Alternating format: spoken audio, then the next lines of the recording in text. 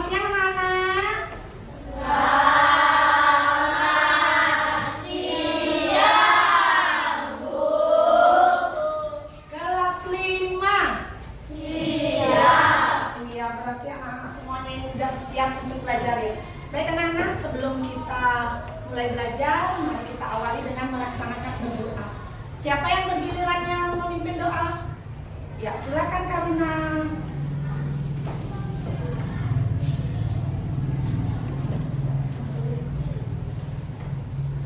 Sebelum kita belajar, mari kita berdoa. Doa sebelum belajar. Sikap tangan Agusti Karana. Pada Alsana.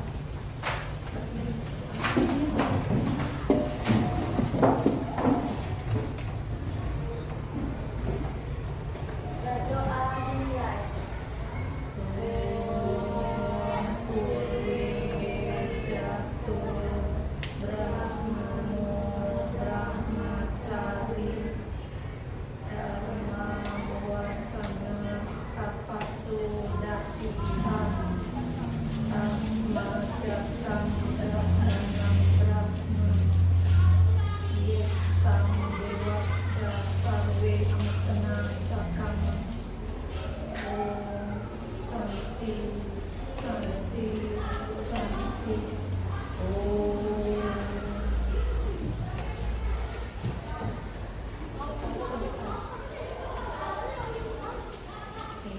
Terima kasih Karina. Baik anak-anak semuanya, bagaimana kabarnya hari ini?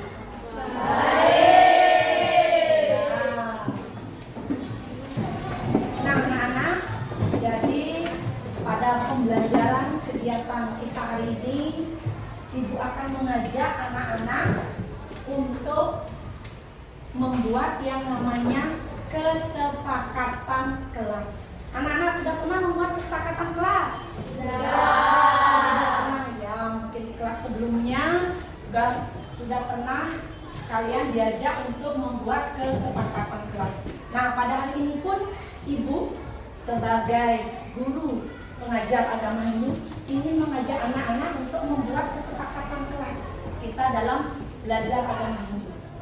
Topik 1, 2, 3, Belajar. 4, Pendidikan. 5. Agama Hindu. Belajar pendidikan agama Hindu. Cerdas pengetahuan, cerdas emosional, cerdas spiritual. Ya, sebagai penyemangat kita untuk belajar. Nah, anak-anak, hari ini Ibu akan mengajak anak-anak untuk membuat yang namanya kesepakatan kelas. Kesepakatan kelas itu sebagai disiplin positif di sekolah. Sebagai disiplin positif di sekolah. Jadi di masing-masing sekolah tentunya mempunyai budaya positif. Salah satunya yang disebut dengan disiplin positif, kesepakatan kelas. Pada hari ini Ibu akan mengajak anak-anak dalam membuat yang namanya kesepakatan kelas. Ada yang tahu apa itu kesepakatan kelas? Ayo, siapa yang tahu? Silakan. Apa itu, kan sudah pernah membuat kesepakatan kelas. Apa itu kesepakatan kelas? Ya, Cynthia. Aturan yang dibuat oleh kelas dan sudah disepakati bersama-sama oleh anggota kelas. Iya, tepuk tangan. Jadi kesepakatan kelas itu adalah suatu kesepakatan yang mengandung keyakinan yang kita sepakati bersama untuk mencapai tujuan dalam pembelajaran atau dalam suatu kegiatan. Nah, pada hari ini anak-anak kelas 5 pun Ibu akan ajak untuk merancang, untuk membuat yang namanya kesepakatan kelas. Nah, tadi sudah disampaikan oleh Cynthia. Jadi kesepakatan kelas, apa itu kesepakatan kelas? Kesepakatan kelas itu ada suatu kesepakatan yang dibuat oleh siswa sebagai anggota di kelas yang mengandung nilai-nilai kebajikan dari siswa sendiri yang diyakini sehingga menumbuhkan kesadaran rasa tanggung jawab untuk berperilaku sesuai dengan nilai-nilai tersebut, bukan atas paksaan dari guru atau orang lain. Jadi kesepakatan kelas itu adalah muncul dari anak sendiri, bukan dari aturan bapak ibu guru. Nah, bagaimana langkah-langkah kita dalam menyusun kesepakatan kelas? Nah, yang pertama, ibu akan mengajak anak-anak berdiskusi. Kita diskusikan dalam membuat kesepakatan kelas itu. Mari kita menggali peraturan-peraturan apa yang perlu kita sepakati di kelas kita ini. Ibu akan membagikan anak-anak. Anak-anak bisa menuliskan peraturan apa yang harus ada di kelas kita, sehingga yang akan kita sepakati nantinya. Ditulis di kertasnya ya. Ya, dibagikan ke temannya, dibagikan ke temannya,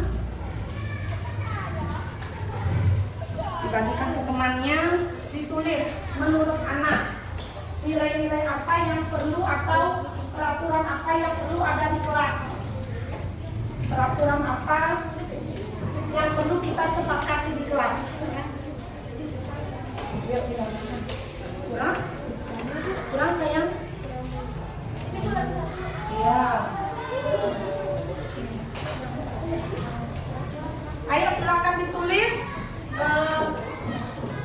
Kemudian nanti anak tempelkan di depan di kertas manila biru yang di depan.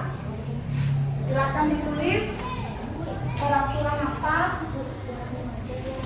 yang ayo silakan ditulis. Ya, ditulis ya nak, peraturan apa yang mungkin ya. Bagi yang sudah menuliskan, silakan ditempel. Yang sudah menuliskan boleh langsung ditempel. Ya, langsung ditempelkan di depan. Ya, bagus. Yang lain silakan. Tuliskan, langsung ditempel. Ya, silakan tempel. Hati-hati. Ya. Ya. Dilekatkan ya.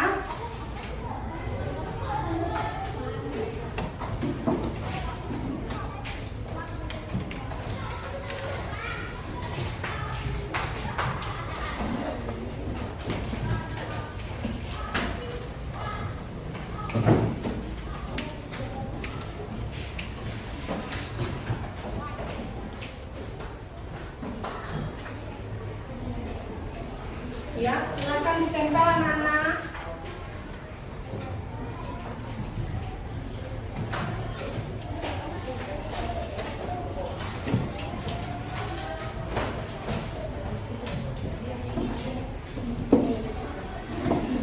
Ya, ditempelkan.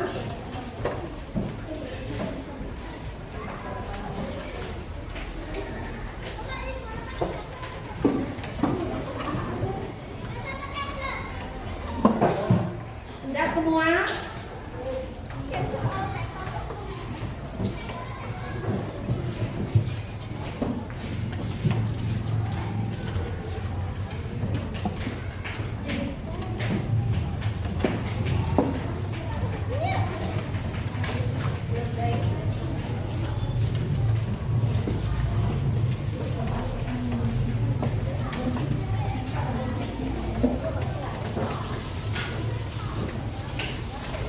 Sudah ya, baik. Ini beberapa peraturan yang menurut anak-anak perlu ada di kelas kita.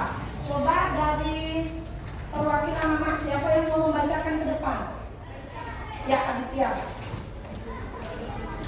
Ya, silakan. Coba dibacakan. Ya, silakan. Apa saja peraturan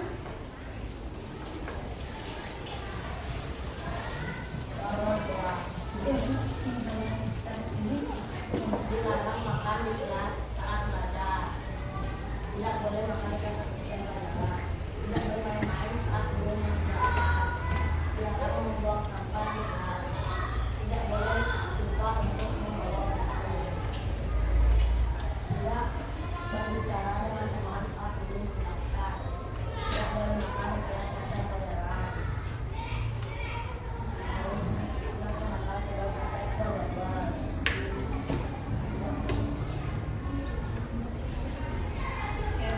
Ya, Lebih suka guru menjelaskan.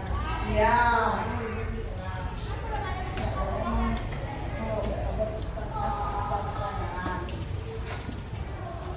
Tidak boleh membawa sesuatu hiasan atau alat pernikahan. Ya, sudah. Baik. Terima kasih Aditya. Ya. Jadi ini beberapa aturan yang sudah kalian sampaikan dari pendapat masing-masing anak, di mana diantaranya dilarang makan di kelas saat belajar, kemudian tidak boleh bermain-main saat guru menjelaskan, dilarang membuang sampah sembarangan, kemudian tidak boleh ribut di dalam kelas, datang atau memasuki kelas sebelum Bapak Ibu guru hadir, kemudian tidak boleh terlambat masuk ke kelas, tidak boleh bercanda. Nah, itu contoh peraturan-peraturan yang menurut kalian perlu ada di kelas. Nah, ini dari segi peraturan sudah. Kemudian anak-anak, mari. Nah, kita sudah menggali peraturan-peraturan yang perlu ada di kelas. Selanjutnya, mari kita mengubah peraturan-peraturan yang sudah anak-anak sampaikan tadi menjadi kalimat positif. Kalimat yang baik, kalimat yang positif. Nah, contohnya, tidak boleh terlambat masuk ke dalam kelas. Kalimat positifnya supaya tidak ada kata tidak boleh. Datang tepat waktu. Ya, itu kita jadikan kalimat positifnya ya. Datang tepat. Iya. Baik, kita buat suatu. Pertama adalah datang tepat waktu.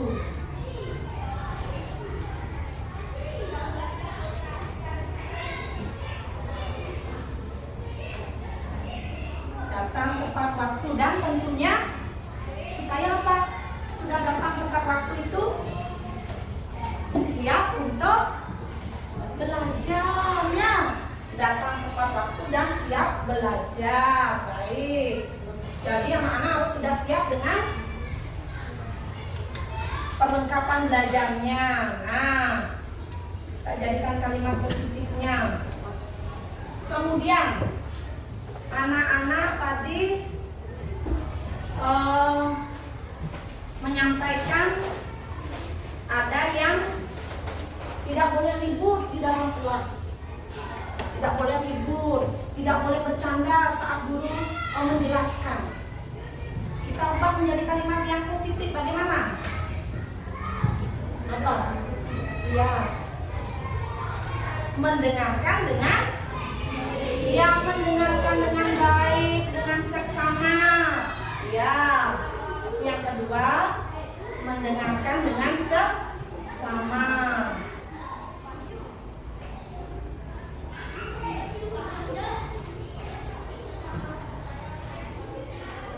Dan bagaimana tadi anak-anak bilang, selain mendengarkan dengan seksama dalam proses pembelajaran, bagaimana pembelajarannya supaya menjadi aktif?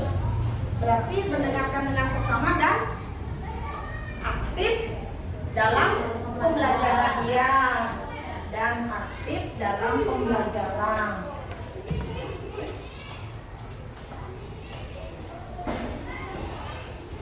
Kemudian yang ketiga, tadi kata tidak boleh mengejek teman, itu ada. Tidak boleh ribut. Kita jadikan kalimat positif. bagaimana sikap-sikap yang tidak boleh ribut, tidak boleh mengganggu teman, tidak boleh mengejek teman. Sikap bermanfaat. Sikap hormat kepada semua orang, ya. Jadi sikap hormat, baik. Itu kita jadikan.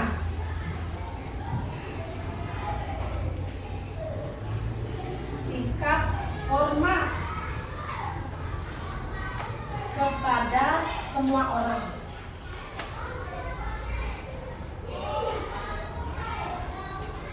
Kemudian ada juga tadi pendapat dari anak-anak, tidak boleh membuang sampah sembarangan. Kemudian tidak boleh meninggalkan sampah di ruang kelas. Yuk kita jadikan kalimat positif.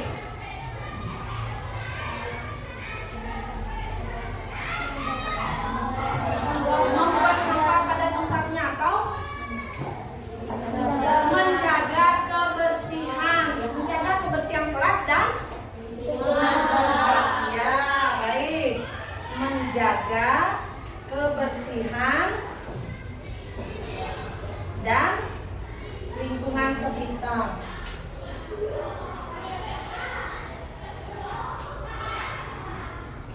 Kemudian, nah tadi juga ada pendapat dari anak-anak.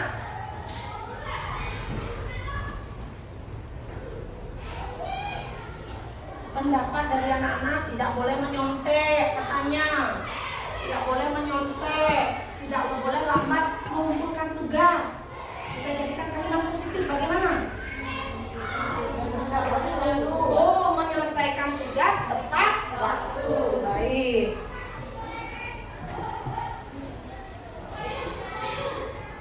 Lima ya.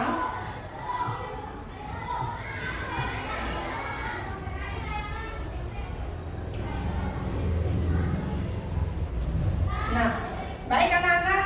Nah ini tadi kita sudah mengubah dari pendapat anak-anak tentang peraturan yang harusnya ada, yang harusnya kita sepakati, kita sudah ubah menjadi kalimat positif.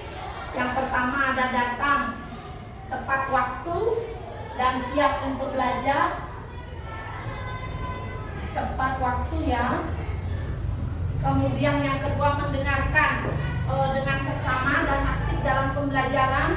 Kemudian yang ketiga sikap hormat kepada semua orang, menjaga kebersihan dan lingkungan sekitar, berarti kebersihan kelas ya. Kebersihan kelas dan lingkungan sekitar.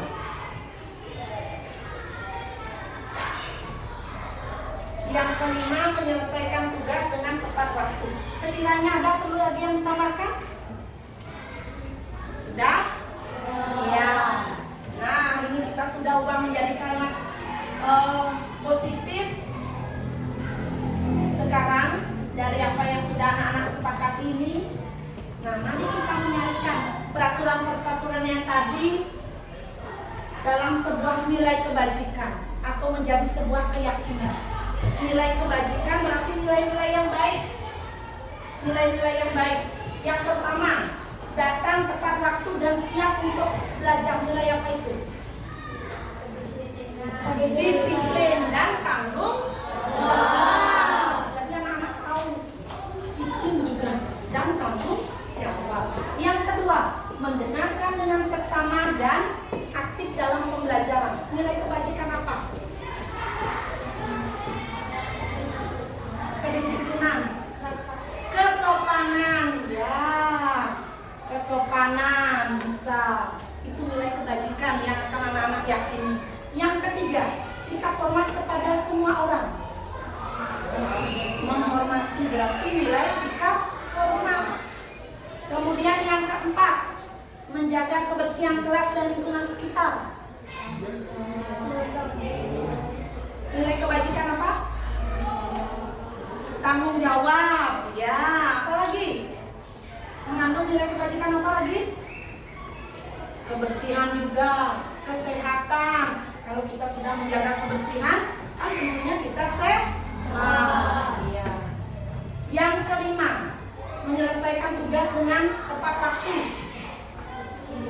Disiplin, tanggung jawab juga. Iya, jadi dari peraturan yang sudah kita ubah menjadi kalimat positif tadi, kita sudah juga membuat menjadi nilai kebajikannya, keyakinannya, yaitu ada nilai tanggung jawab, disiplin, hormat, kebersihan, kesehatan, kesopanan, ya. Nah, kemudian dari kesepakatan itu, nah, tentunya akan ada keyakinan anak dari sikap perilaku yang tampak dan tidak tampak. Kalau yang datang tepat waktu, yang tampak akan seperti apa? Datang sebelum pelajaran dimulai. Nah, yang tidak tampak, datang terlambat. Jadi itu. Kemudian kalau yang mendengarkan dengan seksama untuk aktif dalam pembelajaran, berarti adanya otomatis yang terlihat akan apa? Tenang saat kita proses pembelajaran, menjadi aktif. Yang tidak tampak ribut, ya, demikian. Nah, jadi anak-anak bisa memahami. Nah, kemudian, dalam pelaksanaan keyakinan kelas ini tentu adanya yang namanya tugas anak dan tugas guru kita. Nah, tadi kita sudah menyepakati tentang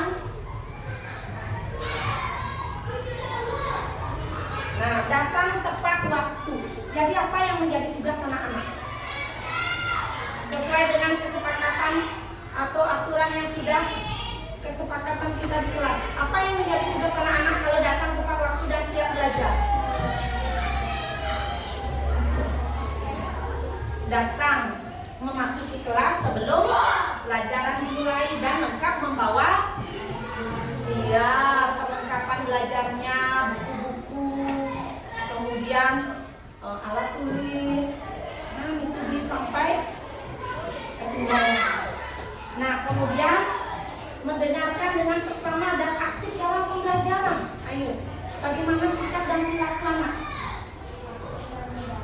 Aktif, tanya jawab. Jadi saat Bapak Ibu guru menjelaskan, kalau belum paham silakan bertanya. Begitu anak-anak ditanyakan, anak-anak berani untuk menjawab sehingga pembelajarannya aktif. Kemudian sikap hormat kepada semua orang. Bagaimana bentuk perilaku yang anak-anak lakukan? Berbicara yang sopan,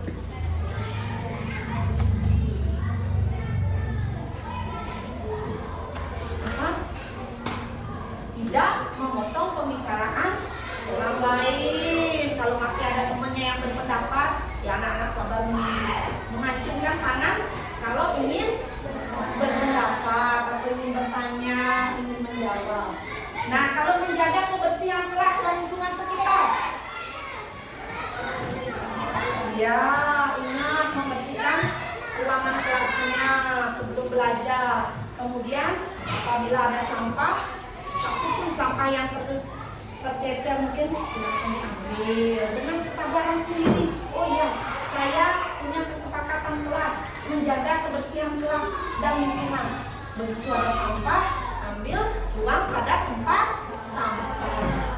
Nah, kemudian kita juga menyepakati menyelesaikan tugas dengan tepat waktu. Berarti anak-anak ingat, mengumpulkan tugas-tugas sesuai dengan waktu yang ditentukan. Baik anak-anak, bagaimana kita sepakati ini untuk menjadi kesepakatan kelas kita? Mari kita susun sekarang kesepakatan kelas kita. Kita buat. Nah, ini Ibu ada Manila. Kita akan membuat kesepakatan kelas kita. Kita tulis bersama ya. Nah, ini akan menjadi kesepakatan kelas kita. Yuk.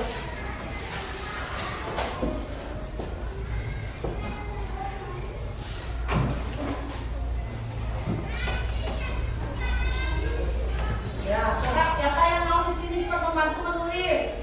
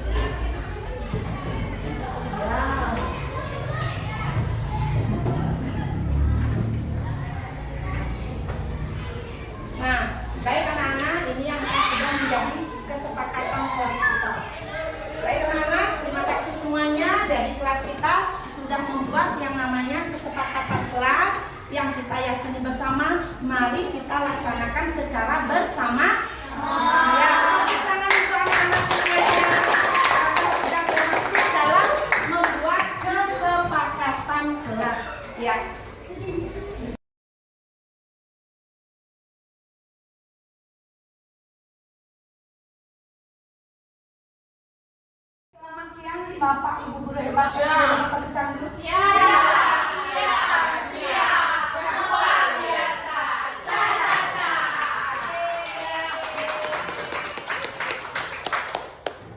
terima kasih sekali. Semangatnya sungguh luar biasa. Oh, swastiastu. Assalamualaikum warahmatullahi wabarakatuh. Salam sejahtera untuk kita semua. Salam kebajikan. Salam Namo Buddhaya Rahayu.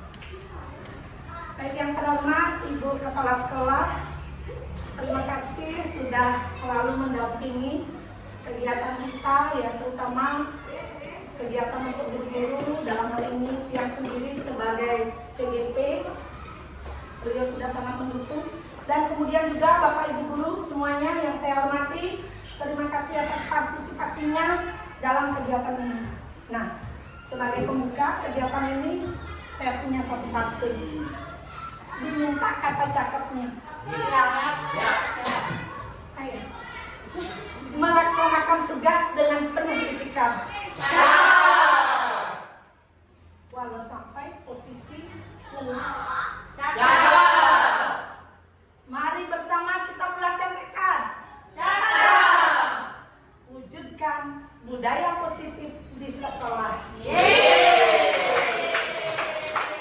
Baik Bapak Ibu, jadi pada kesempatan ini saya akan mendiseminasikan apa yang sudah saya dapatkan selama pendidikan guru penggerak, yaitu tentang budaya positif.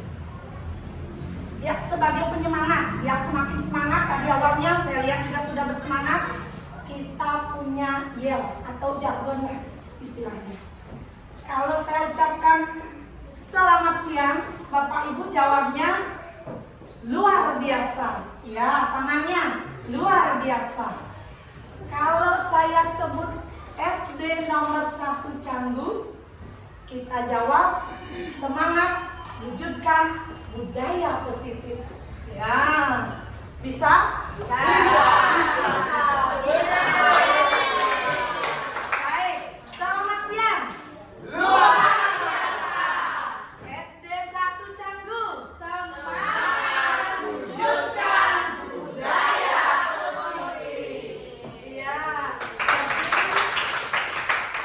Pada kesempatan ini, yang sudah saya sampaikan tadi, saya akan mendiseminasikan tentang budaya positif.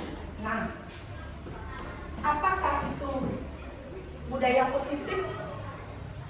Mungkin dari Bapak Ibu sudah ada yang berpendapat, sudah punya pendapat tentang budaya positif. Karena sesungguhnya budaya positif ini sudah kita lakukan dalam keseharian kita di sekolah. Salah satunya dengan menerapkan 5S. Senyum, salam, sapa, sopan santun. Kemudian kita juga sudah membiasakan anak-anak dalam melaksanakan berdoa sembahyang bersama. Kita juga mengapresiasi kreativitas anak kita dan adanya kesepakatan kelas yang kita buat, dan termasuk juga kita berusaha membimbing anak secara bijak dalam menyelesaikan permasalahan. Nah, sebelum lanjut sedikit ini, bagaimana supaya diseminasi ini bisa kita saling berbagi, kita saling mengisi dan saling melengkapi. Bagaimana? Sepakat? Sepakat. Ini sebagai salah satu bentuk kesepakatan yang kita buat yang sederhana, dan ini juga menjadi bagian dari yang namanya budaya positif. Dari serangkaian kegiatan yang sudah kita laksanakan, menurut Bapak Ibu, apa itu budaya positif? Hal-hal positif yang dilakukan di sekolah. Iya, tepuk tangan. Nih, ada pendapat dari Ibu Endang selaku kepala sekolah kita. Ya, tentu saja bisa kita simpulkan di mana budaya positif itu adalah suatu perilaku kebiasaan yang dilakukan yang menumbuhkan suasana positif, hal-hal yang baik terhadap diri sendiri, orang lain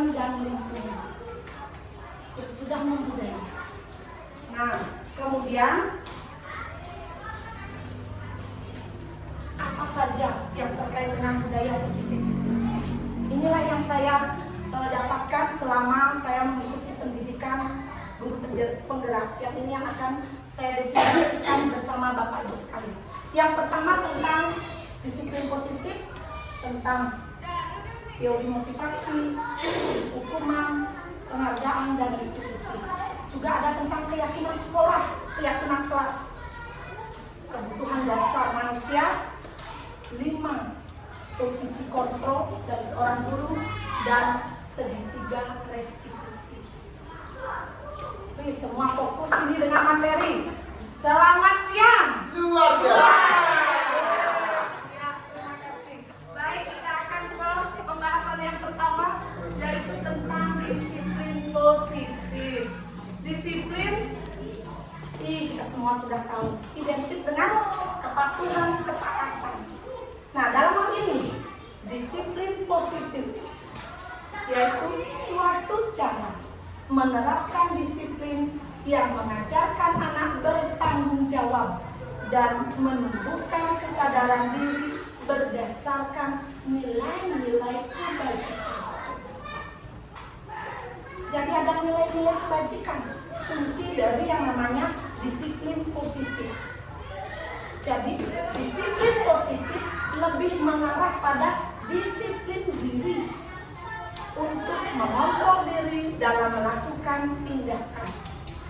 Bukan sekedar kepatuhan, ketaatan, tetapi merupakan panggilan diri, kesadaran diri untuk mengontrol diri dalam melakukan tindakan. Dan disiplin diri ini dasarnya adalah nilai-nilai kebajikan. Apakah itu nilai-nilai kebajikan?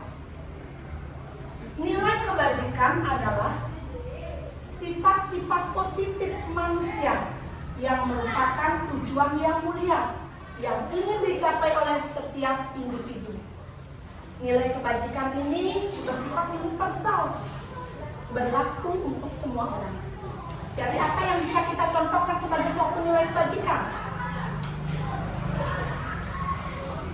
Kesopanan, ya.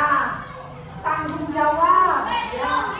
Jadi dalam pelaksanaan kedisiplinan itu sudah tumbuh dalam diri anak. Ada rasa tanggung jawab, kebersihan, sopan, kesehatan, dan lain sebagainya sebagai nilai kebajikan. Nah, terkait dengan dunia pendidikan kita sebagai seorang pendidik, maka nilai kebajikan yang kita amalkan yaitu sesuai dengan profil pelajar Pancasila. Ada berapa dimensi? 6 dimensi. Yang pertama, beriman, bertakwa kepada Tuhan Yang Maha Esa, berakhlak mulia. Berakhlak mulia ini pun termasuk berakhlak kepada alam, berakhlak kepada sesama manusia. Kemudian yang kedua yaitu berkebinekaan global. Kemudian ada sifat gotong royong, kreatif, mandiri, bernalar kritis. Inilah yang menjadi nilai-nilai kebajikan yang akan kita tanamkan pada anak-anak kita. Ada itu isi sekolah diarahkan menuju pada peserta didik yang berkarakter profil pelajar Pancasila. Kemudian terkait dengan perilaku, nah kita mengenal namanya teori motivasi. Dari Bapak Ibu, motivasi itu sesungguhnya apa sih? Semangat, ya. Motivasi adalah semangat. Jadi teori motivasi itu sebagai alasan semangat seseorang untuk berperilaku. Saya sedikit ada ilustrasi. Nah, misalkan ini anak kelas 2, siswa kita kelas 2, berbaris dengan tertib sebelum masuk ke kelas, karena apabila tidak rapi akan dihukum oleh bapak wali kelasnya. Kemudian pada kasus yang kedua, kelas 1, berbaris dengan tertib sebelum masuk ke kelas, karena apabila sudah berbaris dengan rapi akan mendapatkan stiker lucu dari ibu wali kelasnya. Kemudian pada ilustrasi yang ketiga, kelas 5 berbaris dengan tertib sebelum masuk ruang kelas karena kelas 5 sudah menyadari kalau berbaris itu memang harus tertib dan disiplin. Dari 3 ilustrasi perilaku yang dilakukan oleh siswa kita akan temukan apa saja yang menjadi motivasi dari anak itu berperilaku. Selamat siang. Luar biasa. Masih ingat SD 1 Canggu. Semangat menjaga budaya positif. Ya, jadi mari kita temukan yang namanya teori motivasi. Apa saja motivasi anak-anak kita untuk berperilaku? Dari ilustrasi tadi. Untuk mendapatkan sesuatu, penghargaan atau imbalan. Kemudian sesuai dengan kasus yang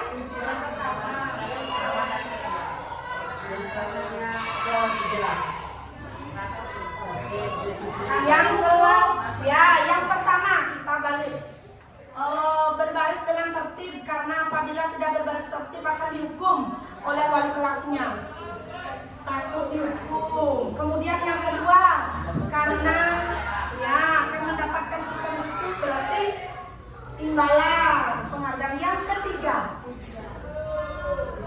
yang ketiga dari dirinya bahwa ya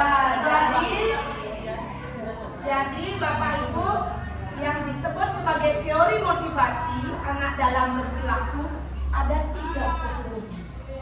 Yang pertama, motivasi dari seorang anak itu berperilaku karena menghindari ketidaknyamanan, hukuman. Saya nanti dihukum, saya tidak nyaman jadinya. Lebih baik saya lakukan saja itu. Yang kedua, semangat mereka untuk berperilaku karena adanya imbalan, penghargaan yang akan didapat.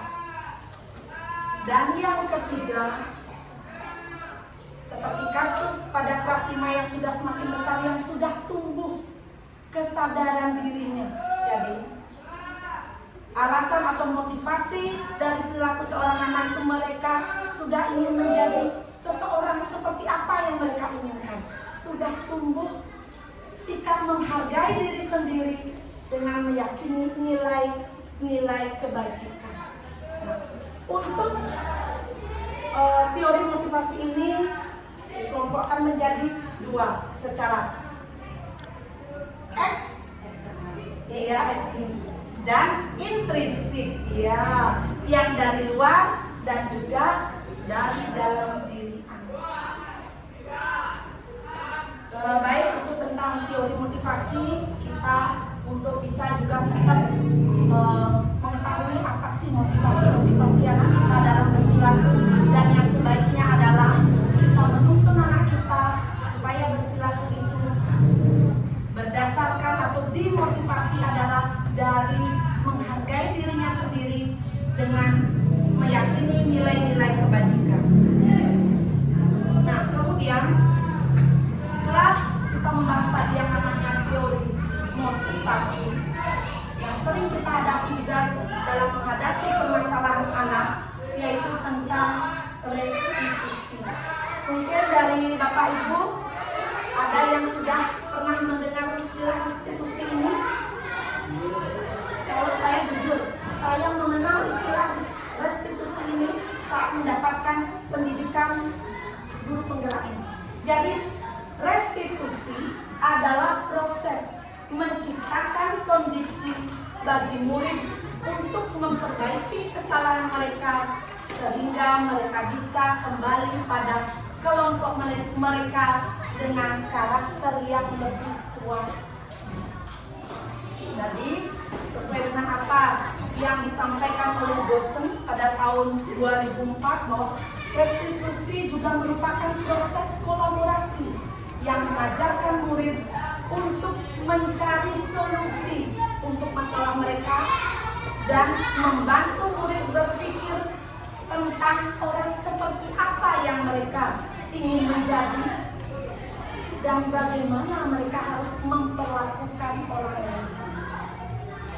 Jadi restitusi ini merupakan proses kolaborasi di mana kita membantu anak supaya dia belajar bertanggung jawab, belajar memperbaiki kesalahannya, menemukan solusinya secara mandiri, sehingga dia mampu menjadi atau memiliki karakter yang lebih kuat. Baik Bapak Ibu semuanya. Nah, biar ada penyemangat. Baik, biar ada penyemangat buat kita. Tadi semua sudah terfokus dengan materinya.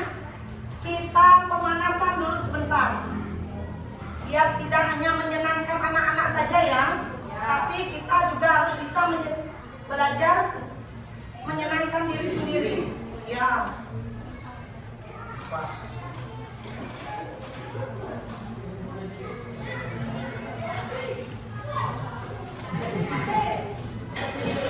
Ya, diperhatikan dulu Bapak Ibu. Diperhatikan dulu nanti biar bisa diikuti gerakannya. Ya, simpel. Sambil kita bergerak. Iya. Simpel gerakannya, tepuk. Kemudian tepuk. Ya, bisa diikuti? Ya, coba ya kita sama-sama.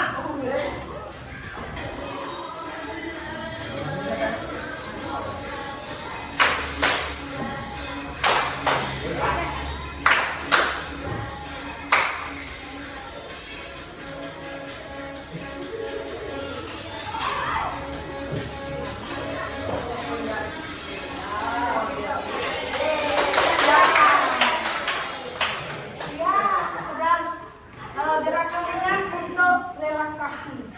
Bisa dilanjutkan untuk materinya? Bisa. Siap. SD 1 Canggu.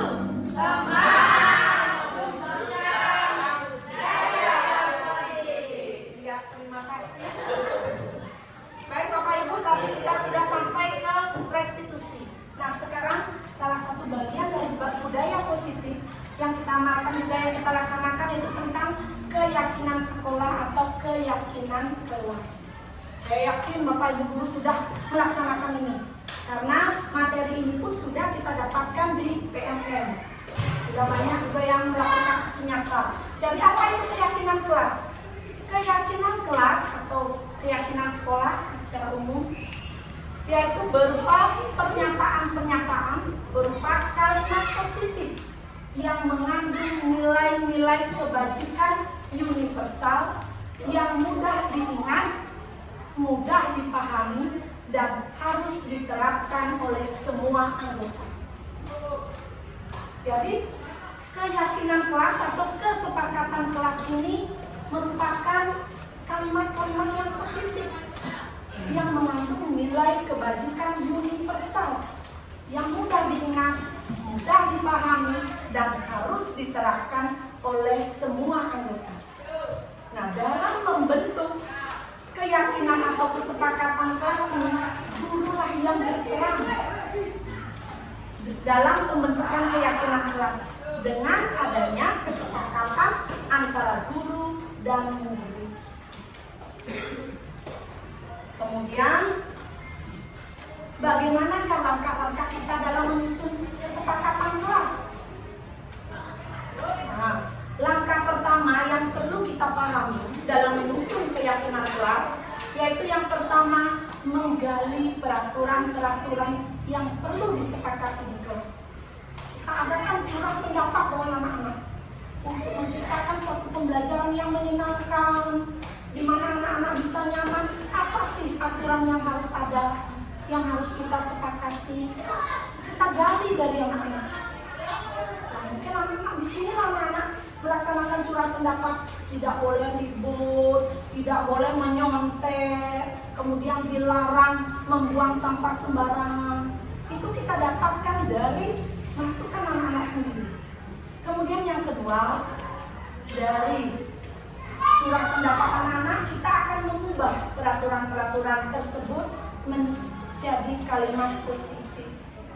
Contohnya, kalau dilarang membuang sampah sembarangan, dengan kalimat menjaga kebersihan kelas dan lingkungan, kita ubah. Jadi Bapak Ibu guru lah yang memfasilitasi bagaimana mengubah peraturan yang tadi menjadi sebuah kalimat yang positif. Misalnya, tidak boleh ribut, tidak boleh mencontek, pembelajarannya tertib, aktif, demikian. Kemudian setelah kita ubah menjadi kalimat positif, kita bimbing anak-anak kita menyarankan dalam nilai kebajikan.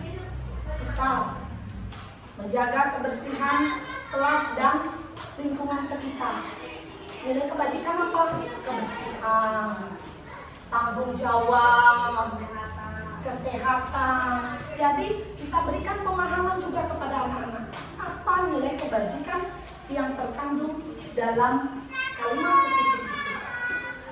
Kemudian kita perdalam lagi, yaitu dengan kegiatan yang tampak seperti dan tidak tampak seperti.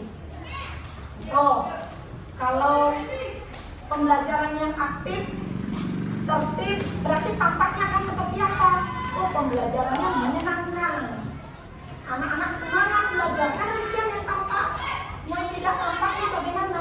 Masih juga ada anak yang mungkin lain-lain. Nah, itu memang tetap akan ada bagaimana perilaku yang tidak tampak. Kemudian kita juga memperdalam keyakinan kelasnya kepada anak-anak dengan menjelaskan tentang tugas-tugas dari anak itu sendiri, dari siswa, dan juga tugas kita sebagai guru untuk mewujudkan keyakinan kelas yang ada. Misalnya tadi pembelajaran yang tertib, yang aktif, apa yang anak-anak lakukan? Contoh, bertanya, mengacungkan tangan kalau mau bertanya, menjawab kalau ditanya oleh bapak guru atau ibu guru. Jadi kita yang membimbing, kita yang mengarahkan anak-anak dalam membentuk kesepakatan kelas. Nah, jadi dari langkah-langkah tersebut sekiranya dapat saya sampaikan bagaimana contoh dari seperti ini. Kita dalam membuat kesepakatan kelas, kita pertama adakan surat pendapat. Kita bimbing anak-anak dalam membentuk, menjadikan kalimat positif, menjadikan nilai-nilai kebaikan. Karena ini kesepakatan anak, kita juga membimbing mereka yang mengerjakan, mereka yang membuat, mereka yang menyepakati, sampai kesepakatan kelas itu kita tempel di ruang kelas. Jadi dapat saya simpulkan bahwa kesepakatan kelas itu adalah kesepakatan yang dibuat oleh siswa sebagai anggota di kelas yang mengandung nilai-nilai kebajikan dari siswa itu sendiri yang diyakini sehingga menumbuhkan kesadaran rasa tanggung jawab untuk berperilaku sesuai dengan nilai-nilai tersebut, bukan atas dasar paksaan dari orang lain atau guru. Jadi kesepakatan kelas ini berbeda dengan yang namanya peraturan sekolah.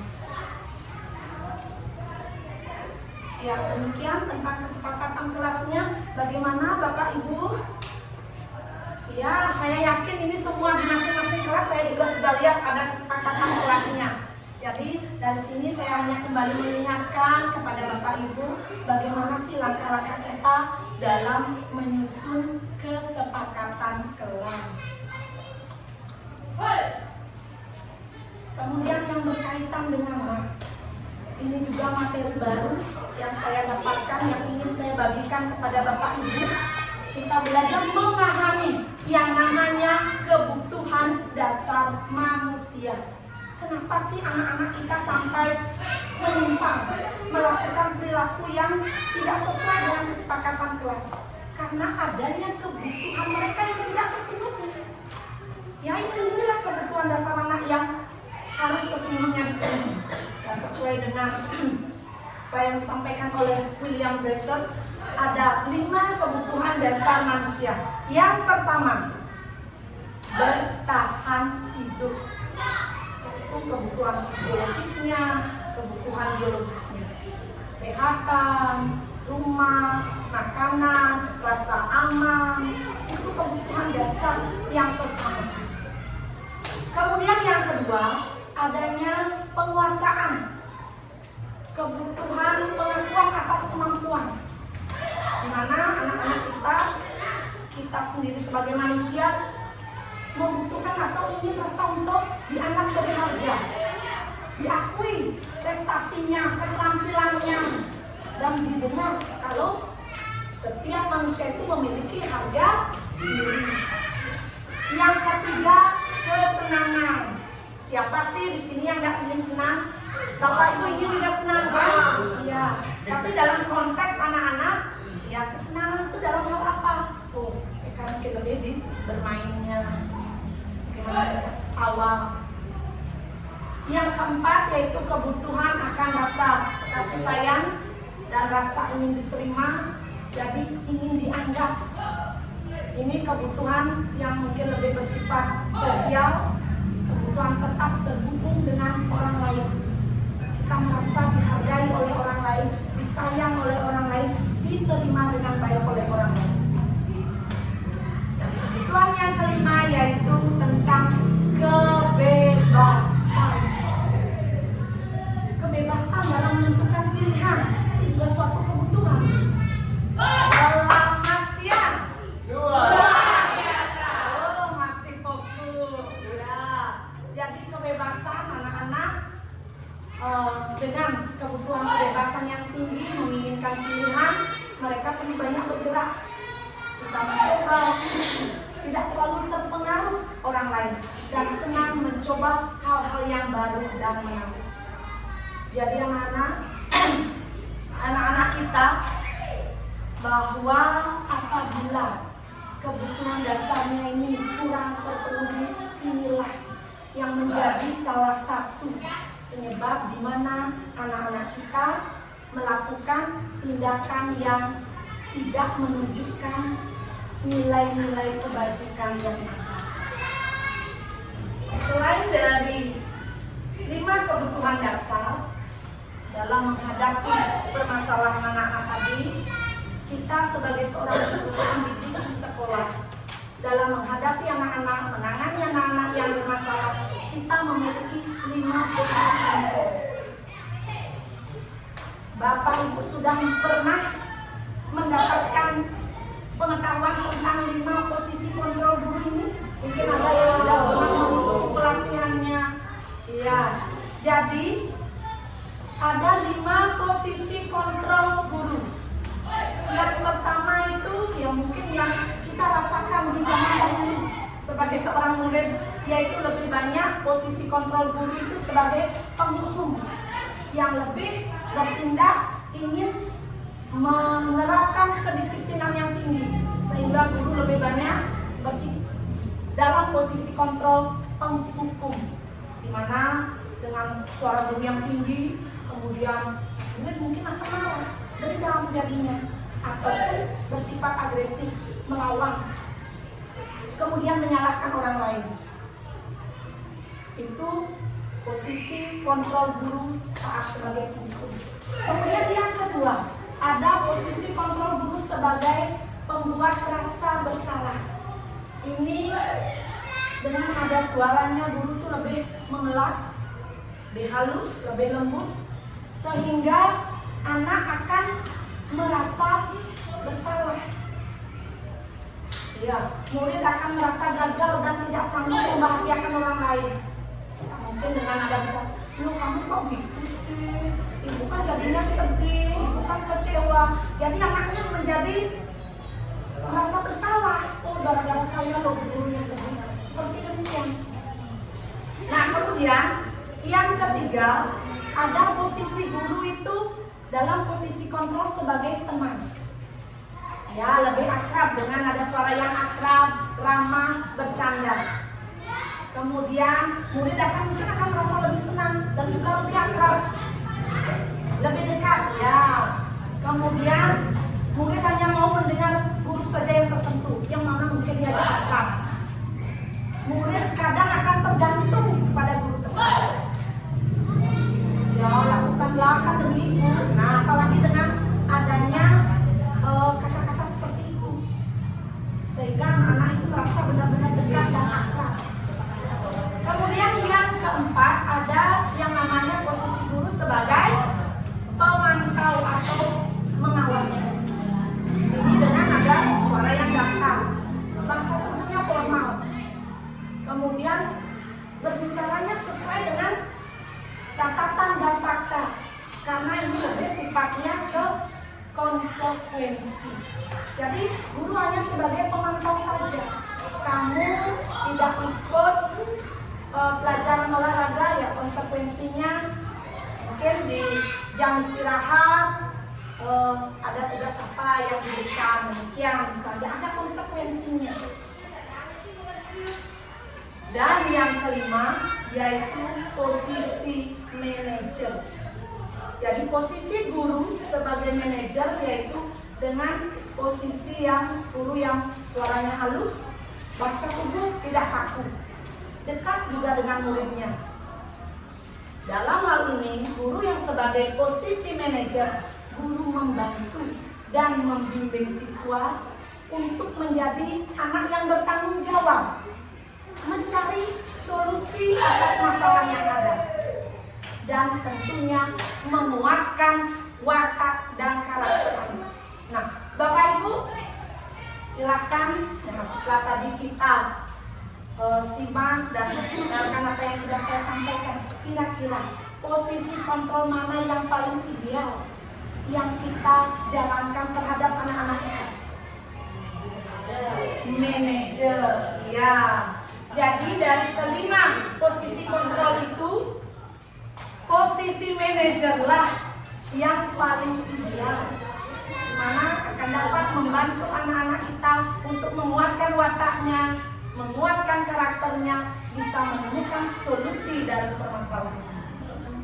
Kemudian bagaimana tahapannya dalam menyelesaikan permasalahan anak?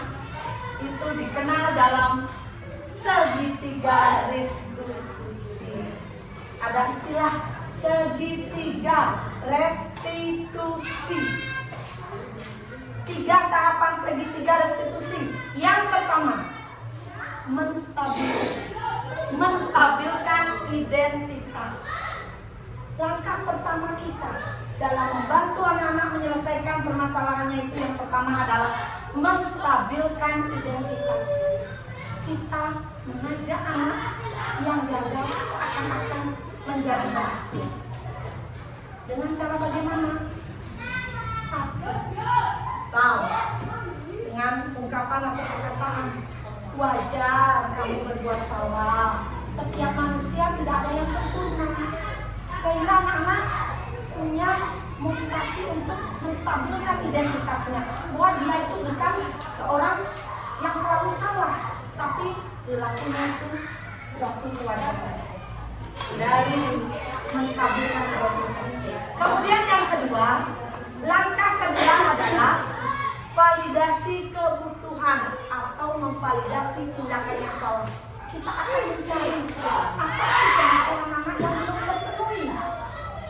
Dari itu akan ada pertanyaan, kita mencari, menggali informasi, mencari tahu kamu tentu punya alasan mengapa melakukan itu. Kita gali dari itu, kenapa dia sampai melakukan perilaku yang menyimpang, apa alasannya. Kemudian juga kita bisa, ya kamu bisa melakukan itu, tapi seharusnya kamu bisa melakukan yang lebih baik. Dan langkah yang ketiga yaitu menanyakan keyakinan. Kita balik kembali pada nilai-nilai kebajikan yang sudah disepakati. Kita ingatkan anak kita. Ya, tentu saja kata bertanya, kamu sadar apa yang kamu lakukan? Kamu ingat nggak tentang kesepakatan yang sudah kita buat? Apakah perilaku kamu sesuai dengan kesepakatan kita? Iya. Kemudian tentunya kita akan mengajak dia bagaimana caranya dia supaya bisa menemukan solusi dari permasalahannya. Ingat, restitusi itu tetap ada tanggung jawab. Bagaimana memperbaiki kesalahan dan memberikan motivasi kepada anak agar dia menjadi lebih baik. Semuanya ini yang kita lakukan dalam menyelesaikan permasalahan anak-anak kita. Nah, Bapak Ibu, sedikit saya berbagi pengalaman di mana saya juga pernah melaksanakan kegiatan restitusi kepada salah satu anak kita.